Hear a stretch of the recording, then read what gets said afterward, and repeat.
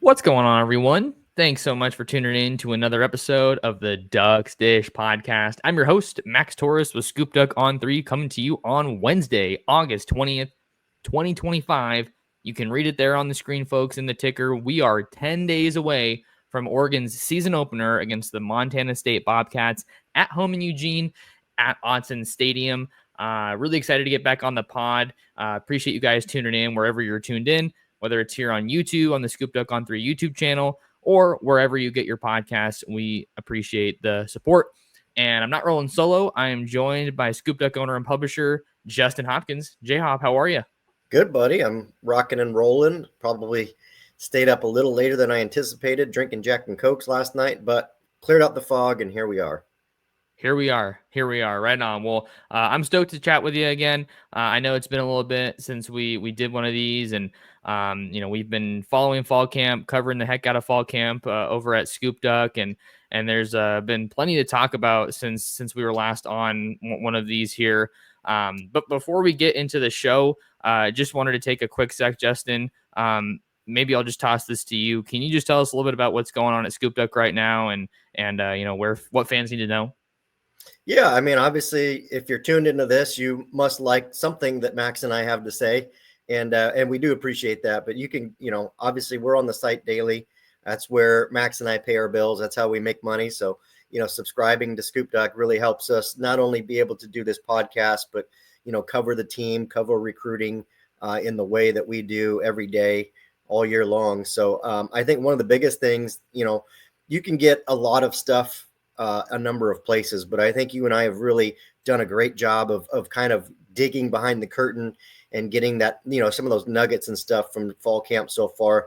Since fall camp's closed, there's no media allowed. I know that information's been really hard to come by and incredibly valuable, and I know our subscribers love it. So, you and I are probably not going to give away a bunch of the really good stuff on this podcast, on a free podcast. So I would urge you, it's $1. Max has got it on the screen. If you're watching, it's $1, and you get a full year to the Athletic on top of, what you and I are doing, what On3 is doing, Rivals is doing.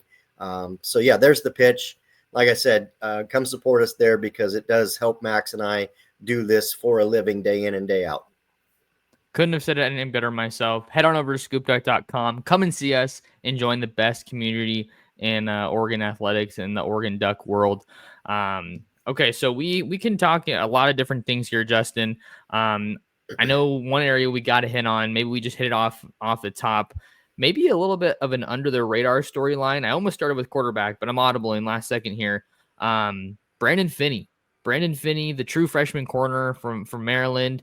He's been probably one of the most heavily discussed true freshman defensive backs or true freshman period since fall camp started. And I mean, there's a lot of excitement right now among the Oregon fan base about maybe seeing him play a pretty significant role here right out of the gate. And that's not something lightly that you say or take lightly, because I was talking to somebody earlier today. They told me the obvious, but they were like, "You got to be really good to start to play as a true freshman at Oregon."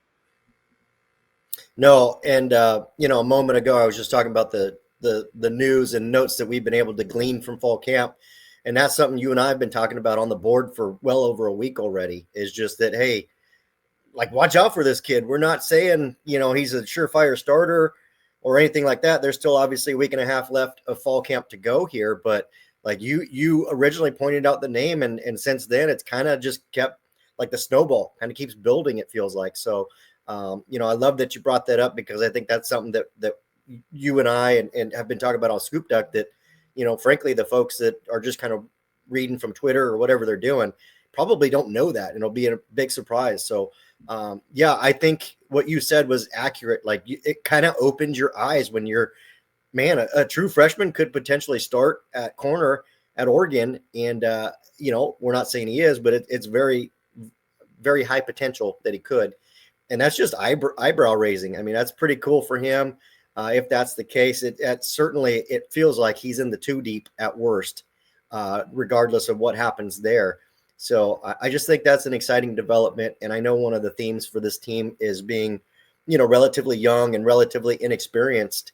And, I think one of the knocks, there's very few, but one of the knocks on Dan Lanning maybe to date has been him maybe prioritizing like experience or veterans, maybe over a more unproven talent.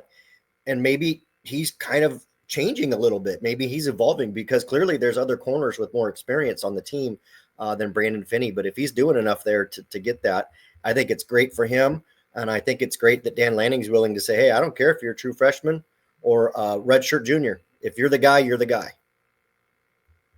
100%. And I think that kind of lends itself to another point that we can maybe just double down, whatever. Maybe that wasn't the right way to put it, but I was trying to be funny there.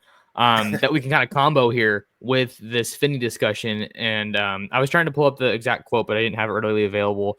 When Lanning spoke with reporters today, just about the true freshman and kind of this year's team, I'm paraphrasing here, but he was more so saying, like, you talk a lot about having talent versus having experience. And he's saying that I'd rather take the talent, over the experience, like almost every time. And again, that's not exactly what he said, but that's the essence of what he was getting at. And that just has to fire you up if you're an Oregon fan, because there's been this kind of combination of like a lot of unknowns because so many guys left, and a lot of these guys that are expected to contribute haven't played a whole lot yet. But then there's also the other side of it where people are like, well, it's Oregon. Like, they'll figure it out. They'll be in the playoff or whatever area you want to put them in. So I think seeing Lanning say that, hearing him say that, has to give you confidence if you're one of these young guys that are in the mix to play early. And I think just has to make you even more excited if that was possible for this season opener against Montana State next weekend. Yeah, I mean, there's not much, in my opinion, and especially, and I want to say this, especially in today's college football, it's more exciting than seeing these recruited guys get to play. Like, transfers are great. I have no problem with kids transferring. I can get behind a Dylan Gabriel who transfers in. I can get behind a Dylan Thieneman for transferring in. Isaiah World, you pick it. But it's really cool when you can kind of, see these prep guys come in and get early playing time. And it doesn't mean that, they don't have to start per se, but if you see them out there in key situations as a true freshman, somebody that you recruited, it's going to make it fun for you to kind of be able to follow that kid's career for, 3 to 4 years, depending on what happens there. More than likely closer to 3 than 4 if they're starting as a true freshman. So to me, that's just a little bit of a different level. It's hard to get totally attached to the 1-year guys, and I understand that it's not their fault. But it's a lot easier to kind of follow somebody like, man, this guy's been in the program for a few years, and I've loved watching him grow in his story and getting to know him. And so that's what pumps me up. And I just, if you're an Oregon fan, it's really hard not to get excited. I'm excited for this season, but I'm excited for the trajectory of the program because we're here spending a lot of time talking about young, inexperienced talent. Well, if they keep working, that's going to turn into really good experienced talent. I think Oregon's going to, just kind of really taking that step as a program from a team that, has been good for a couple of years to, hey, we're building something that's going to be good for a long time. And that's pretty dang exciting. And I think that's the overarching theme that, you might be kind of getting at there, or that I really view it as. I don't know if I would say they're going from the retool or reload, not rebuild, like, because they were never really at that rebuild. They haven't been in that rebuild realm. I mean, since 2016, 2017, like after that 4-8 year, which was just an absolute dumpster fire. Like ever since then, it's really been you're in the reload, not rebuild category, but it's just taking gradual steps kind of up that tier system, if you will. Because how many of your young guys are playing early out of competition, not necessity, versus just, hey, these guys are here, but they're not really doing anything just yet, or having to throw them out there. Like I was saying. So it feels like that's kind of where Oregon is at right now, is like they're taking that next step, and hey, they don't rebuild, they reload there. And that's just something that's awesome to see. Yeah. And I think to your point, as we're both kind of getting to it, the reload is becoming less and less reliant on transfers, which I think is nice. You're still going to get transfers. Like, I mean, I don't think that you're ever going to see a team moving forward win a college football championship without at least adding a couple transfers. You're going to do it. Okay. I mean, if there's good guys in the portal, why not go get them? But it's nice when the bulk of your roster is guys that you recruited at the prep level, brought in, developed. And it seems as though Oregon's kind of shifting more that direction. And that's the direction, Georgia's been. And that's what Alabama was under Saban. And even now, I mean, you look at Clemson, I mean, they didn't do anything through the transfer portal, weren't as strong for a couple years, but now you saw Dabo like, hey, we're going to go get a couple guys and put it with, our good recruiting classes. Now Clemson looks like a top 10, top 5 team and a really good football team in the country. So I think that's the recipe. And it seems as though Oregon's shifting more towards like you said, our reloads are less reliant on transfers, which is kind of cool. Let's get back to Finney for just a second. I kind of wanted to wrap that point up. I mean, not only is it just incredibly difficult to start as a true freshman if he in fact ends up being of that caliber, but the other point that I think is kind of easy to get lost in the discussion here is that he was an early enrollee, but he wasn't a traditional early enrollee, if you want to call it that, because a lot of these guys, a majority of Oregon's recruiting classes are wrapping up things in December, and they're on campus either in December or January, and they go through the full off-season conditioning program, the entirety of spring football. But to my knowledge, that wasn't the case with Finney, seeing that he was a spring enrollee. I think he got a majority of the spring under his belt. You can correct me if I'm wrong, Justin, but maybe not 100% of it. So for him to be in the position to even be in the 2 deep, I think, given the circumstances, just speaks to his ability, his mentality, his mindset, and the way he's attacked this thing right from the jump. And he's not your smaller DB that we saw on the roster last year. Like, he's 6'2", probably, I don't know what he's listed at weight-wise off the top of my head, like, probably 180 plus, something probably like right that. There, yeah. So he's putting his best foot forward, and he's quickly become one of the true freshmen that we're keeping a close eye on here. Yeah, I just love it. I think he was a guy, and well, let me start with this. Your original point was correct. He didn't come in the winter term like most of the recruiting class did. He came in the spring term, which is a rare thing among college football. But since Oregon's on the quarter system, they have the ability to do that. So he came in and caught we'll just call it 2/3 of spring ball. But like you said, he was, 2-3 months behind the other guys that were able to come in the winter and start doing workouts and getting used to the team and stuff like that. So, and I remember, going through his recruitment last year, and I know we talked about it. Oregon viewed him and prioritized him as an elite guy. And they did that early on. They looked at him, looked at his film, looked at his pedigree and said, hey, this is a dude. I don't care if he's I think at the time he was just kind of like a 4-star, not a top 50 guy.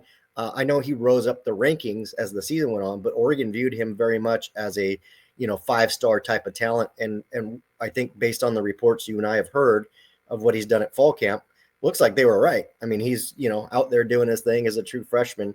And again, I know we're wrapping this up. Let's make sure we wrap it up the right way, though.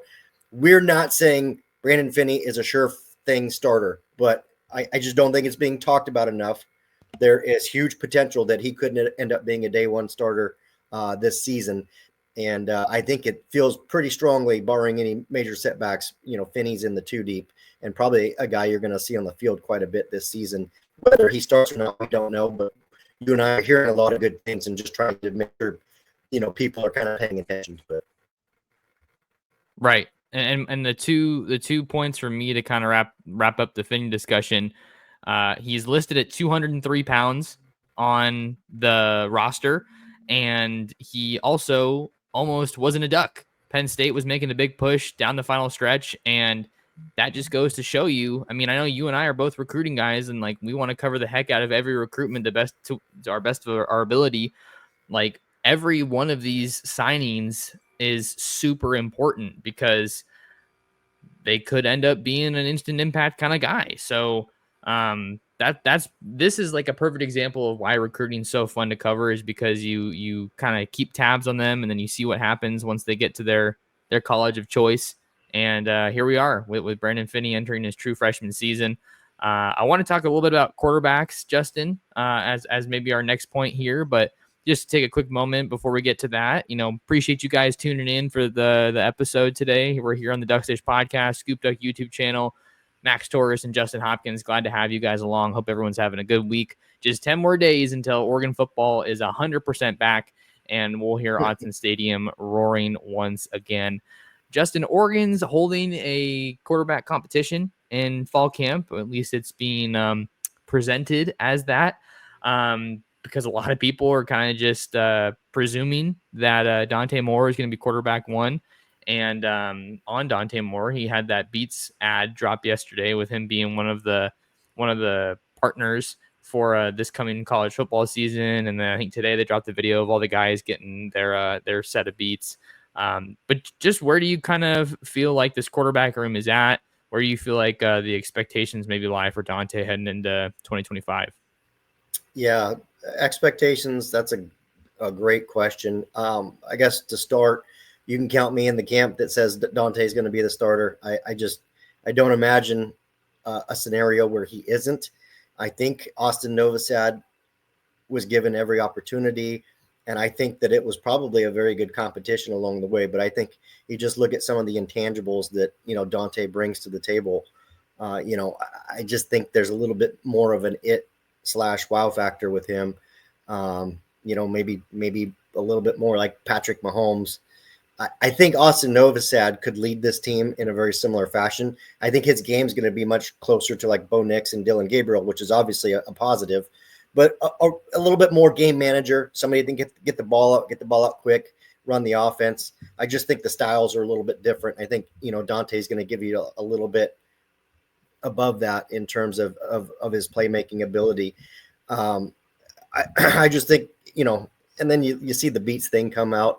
I mean, there's no way a conversation wasn't had between, the folks that represent Beats and Oregon, like, hey, look, we're going to invest a bunch of money. We don't want to back a guy that's going to be a backup this season. I think it's very telling, right? I mean, let's just call a spade. But so no, it'll be interesting to see, how he's different within the offense, how the offense does look different, if at all. Heard a lot of really good things that he's just grown his confidence and is just feeling very comfortable within the offense and has gradually just made fewer and fewer mistakes along the way. And that's what you're looking for. That's all you can ask for. And I think part of that is him probably becoming comfortable with the talent around him. I know wide receiver is a little bit of a mixed bag right now, it feels like, but that Oregon's especially strong at tight end. Several guys that can help him there. I think the run game is going to be a huge bonus.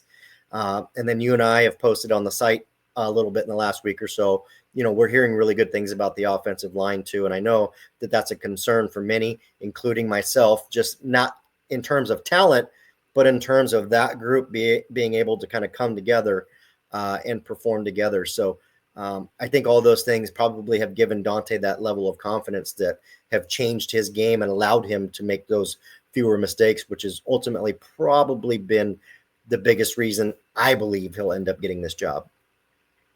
And I was talking on the last episode of the podcast with Joey Harrington. If you guys haven't listened to that one or tuned in, I think it'd be a great listen or watch. If you're heading into work for a drive, or maybe you're working out at the gym or something. But Joey was we were talking about expectations, and he was kind of talking about how he thinks we're probably going to see some more mistakes than we have the past couple of years because he's not as experienced as a Bo Nix or a Dylan Gabriel. So I think that's only natural. I think maybe that's like a little bit of a baseline. We saw in the under construction video that dropped recently, he ripped off that huge run, and that was interesting to fun to see because I tweeted the other day, like, I don't think people are talking enough about Dante's wheels. Like, that's kind of an under the radar storyline here. He's not a run first quarterback. I don't even know how many people would qualify him as a dual threat quarterback. But I mean, he's shown that he can run, and we've been tracking all these press conferences. Justin, Will Stein had some really interesting stuff to say about him this week. I mean, I'm not going to read the entire thing. You can read the quotes over on Scoop Duck. But Stein, I'll just read the quote here talking about Dante. He said, he's a great blend. Like Bo's football IQ and Dylan Gabriel, who can pull everybody together leadership wise, right? Which is really unique and special. I think I've said it in here before, but he wears 5. He's got a glove on his left hand. I played with Teddy Bridgewater. He reminds me a lot of Teddy. That's a lofty comparison for me, but he's got that kind of moxie about him, that it factor that people just gravitate towards. And I think as an Oregon fan, you got to get fired up about that. I mean, maybe Teddy Bridgewater didn't have the most successful NFL career, but he had a hell of a college career. And I think that you'd love to have a quarterback on your team kind of getting linked to a guy like that. Yeah, I mean, I think people, were a little overreactive on the Teddy Bridgewater comparison. I think it's a solid comparison. I remember covering Teddy Bridgewater out of high school, and everybody's like, he's going to be a receiver. He's going to be a receiver. He's going to be a receiver. And he said, no, I won't play quarterback. And like I said, maybe, like you said, maybe he didn't have the most prolific NFL career, but he was still an NFL quarterback. And anytime you can be compared to an NFL quarterback, that isn't a bad thing. So I just think that, if you look at Will Stein's comments, I don't think it means that he's Teddy Bridgewater 2.0 out on the field. I just think that there was a lot of character things and, personality and stuff that went into that comment about Dante, which is not a bad thing. Teddy B had a lot of swag. I mean, the dude, met him a couple times. He got a lot of swag, and it takes a lot of balls to basically tell everybody, I'm not playing receiver, I'm playing quarterback, and then to go and do it and play in the NFL at it. So, I wouldn't take that as a slight whatsoever.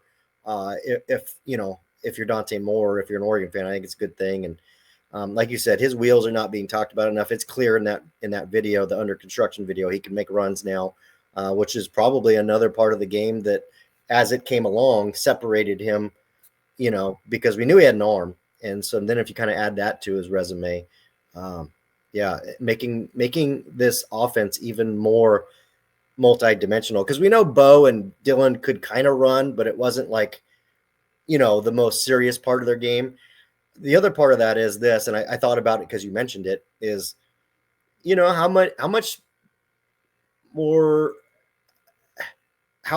risk will you take running him this year, Dante? We're talking about Dante, knowing that you probably have a pretty capable quarterback behind him in Austin Novosad. So obviously you don't want to put him in jeopardy, but right. You can kind of say, hey, we can kind of maybe roll the dice a little bit more here because the backup's no slouch either. So you just wonder, how Dan Lanning, Will Stein view that. Of course, I'm not saying they're going to run him 15 times a game. They're not, but it's just interesting to think about. For sure. And I think that would definitely lend itself to Lanning's aggressive play calling nature at times. And, I'm not saying Lanning's calling the offense because I very much doubt that's the case, but I'm sure that he could get in Stein's ear and be like, hey, man, like, to your point, like we got a guy if we really need him.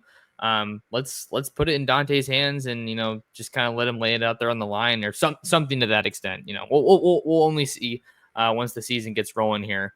But I like where your head's at. I have one more kind of discussion point for us today before we wrap up, Justin, that we can combo a little bit again. I think in the off season, even post Evan Stewart injury, the two biggest question marks have been the DBs and the receivers. I've kind of talked about how I'm more excited for the defensive backs than the receivers, in my personal opinion. But I just wanted to hit on the wideouts and maybe the tight end room a little bit here to send us off, because there's a lot of options, a lot of different directions this wide receiver room could go. I think it's probably safe to assume to some degree here that we're going to see some mixture of Gary Bryant Jr., DeCorian Moore, and then kind of take your pick of who that third person is. I just think Gary's got so much experience, and Stein was super complimentary of him yesterday, saying he's the most consistent receiver, I think he said, in fall camp. Like, that was the question he was asked. And then DeCorian is just an absolute stud playmaker. So I think just talking about the receivers and then the tight ends, aside from Kenyon Sadiq, obviously talking about Jamari Johnson and Roger Saliapaga primarily, I don't think that Saliapaga is being talked about quite enough because he was a super versatile weapon coming out of Orem, and he got hurt, I think, fairly early in the year last year, so we just didn't see too much of him. So wideouts, tight ends, both just wanted to put that one out there. Yeah, I think I still think that Oregon's looking for that, that final shakeout at wide receiver, and That's not a great thing. Let's call a spade a spade. That's not a great thing, but I don't think it's a bad thing. It's not like they have, one guy and then they're trying to figure out from, five other guys who it could be. I just think it's a matter of, who's kind of separated themselves from the pack. And I think there's a lot of that on this team, not at just receiver. I think especially at receiver, but I think that there's a lot of really good players. And I will say, iron sharpens iron. So those guys go out there and are being, pushed every day to kind of emerge from the pack. And that's not a bad thing. I just think that the only one that I feel comfortable saying is for sure going to start is DeCorian Moore. So we're back on a true freshman again, but obviously a very special freshman at that. After that, I think, you could make an argument for Gary Bryant Jr. I think you can make an argument for, Justice Lowe. Obviously, we saw him at certain points last year as well. You could make an argument for Kyler Casper. You could make an argument for Jeremiah McClellan. These are all good players. None of them are bad players. I think it's just a matter of them finding the right three that fit and make the offense as dynamic as it can be. What I will say there is having those three tight ends, Sally Apaga included, is going to allow them to run a lot of 12 personnel or, at least line up in 12 personnel and then flex one of those tight ends out wide, acting as a third receiver. There are pass catchers on this team. They aren't necessarily all just wide receivers. And I know that you and I have posted this. I guess one other nugget that we could share is, there's been some talk of some of the running backs filling in that slot position also being utilized technically as a wide receiver at that point. Dier Hill and Dink Riggs and, Noah Whittington can do it too if he needs to. So not sure that that's really in Mekhi Hughes's game, but those other three guys can certainly do it. So I think you just have a tremendous variation that you can do. And it doesn't necessarily like, hey, we need 3 or 4 receivers or we're screwed. You got a lot of guys that can catch the ball. They might not just technically be wide receivers. No doubt. Yeah, it's like there's guys that can do what you need them to do. I think that the non-conference slate is going to be super interesting because of I'm trying to think of the word. I want to say it was like a competition reset that I know Tosh Lapoy had mentioned. So like you'll play a game and then going into practice next week, it's like, all right, spots are up for grabs again, because it's going to take somebody, really solidifying themselves or just doing some crazy stuff during a game. I feel like to be like, hey, this is my spot. I'm taking this. You're going to have to pry it out of my hands type of a deal. So I think that'll. And to your point, sometimes dudes are just gamers, right? They might look a certain way in practice, but then you flip on the lights and they're in a game and you're like, where the hell did this dude come from? Like that happens. That's a thing. So, I mean, that'll be part of it too, I would think.